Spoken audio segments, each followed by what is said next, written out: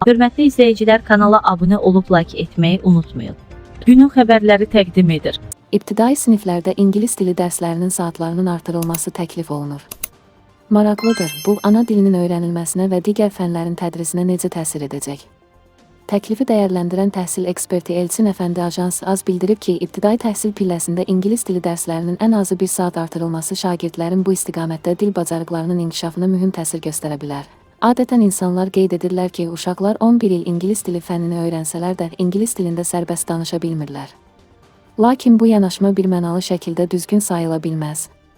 Çünki ölkədə, məsələn, hər il 100 min məzun olsa belə, onların arasında kifayət qədər yüksək səviyyədə ingilis dili bilən şəxslər də mövcuddur. İbtidai təhsil pilləsi dünyanın əksər ölkələrində əsas və strateji mərhələ hesab olunur.